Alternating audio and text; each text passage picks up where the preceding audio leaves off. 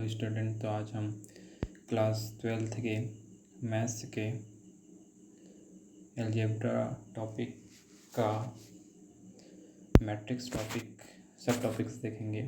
तो उसमें हम आज उसका ओवरव्यू देखेंगे। ओवरव्यू में हम देखते हैं कि अवयव की अवधारणा किसने दी थी। तो अवयव की जो अवधारणा थी वो डॉक्टर आर्थर केले ने दी थी। ठीक है। उसके बाद इस अवधारणा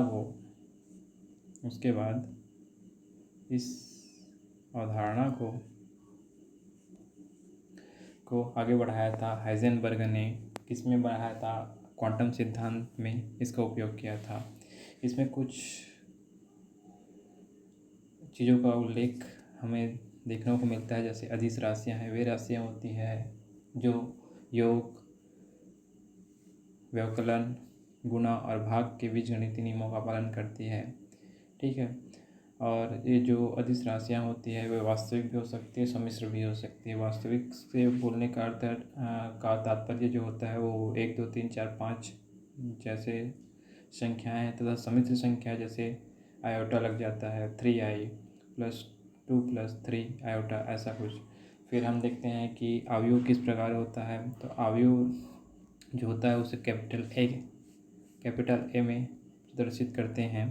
ठीक है। इसका जो फंक्शन रहता है वो aij रहता है, जहाँ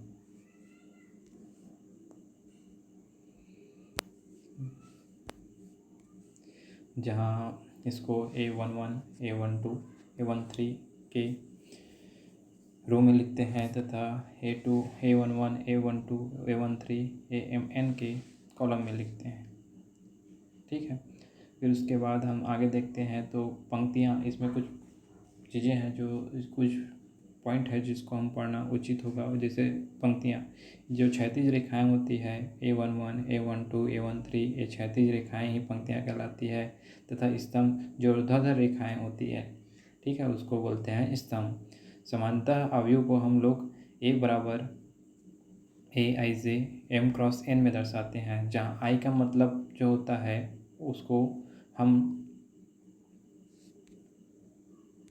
i को हम कॉलम की संख्या के रूप में लेते हैं, तथा j को हम पंक्तियों की संख्या के रूप में लेते हैं। यहाँ m×n का मतलब भी समझना हमें आवश्यक हो जाता है कि m का मतलब जो होता है वो पंक्ति से लिया जाता है कि कितनी पंक्ति हम बढ़ा सकते हैं, तथा n से तात्पर्य होता है कॉलम से।